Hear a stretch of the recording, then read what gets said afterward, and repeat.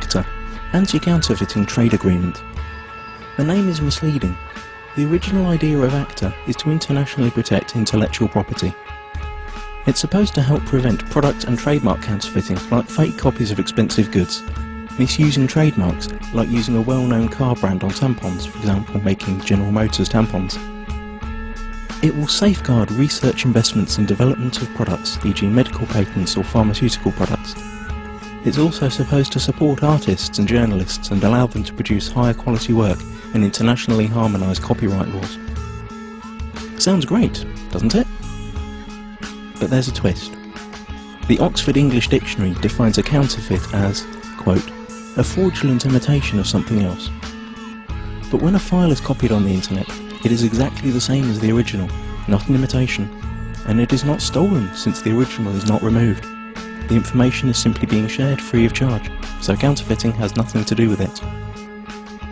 Let us explain. Intellectual property is never really defined within Acta. It could mean trademarks, or it could mean any idea or information which later could be copyrighted, restricted and criminalised. This will have a tremendous effect on the internet as we know it. The actual Acta text covers a huge range of topics and is very complex and hard to grasp, so we will explain what happens on the internet in a hypothetical real-world analogy. Imagine paying for a cookery course. During this course you learn how to cook some really tasty fried chicken. Then you return home and teach the recipe to your wife. But here's the catch. According to Acta, you are now both criminals since you shared that information for free when only you had paid to learn it. The Acta regulations are clear. When you're suspected of sharing copyrighted information, depending on the country you live in, then your access to any kind of courses will be blocked, you will be fined or sent directly to prison.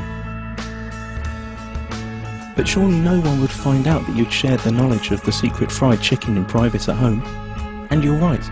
Under current law, no one would. But Acta deals with this through excessive surveillance. All your communication will be monitored, and not only yours. Your family, your friends will all be observed, just in case. But you don't need privacy, civil rights or liberties, because you have nothing to hide, do you?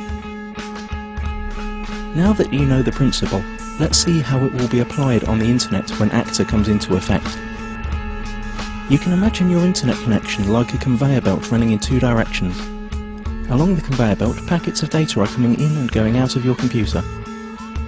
Under Acta, ISPs, the company you pay for access to the internet, will be forced to open up and inspect every single data package you send or receive to look for copyrighted information.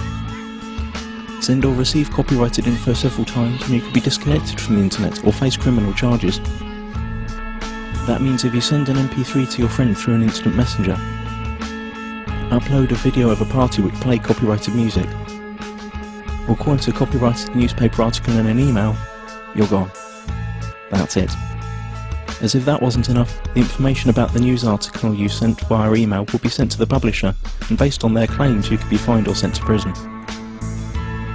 ISPs will also be required to constantly check that no copyrighted material or links to copyrighted material are found anywhere on their servers. This will be fatal for sites that hold any kind of user-generated content, like music, pictures or video. How could YouTube or Twitter work under a law like that? So the internet as we know it is on the brink of destruction. But at least you'd think that the money from all these lawsuits would benefit creative people. But musicians, writers, movie makers, journalists, software developers and researchers also lose, because they are now held by the same rules. Protected ideas now can't be reused, refined or developed any further. Even parts of sentences could be protected and made restricted by copyright.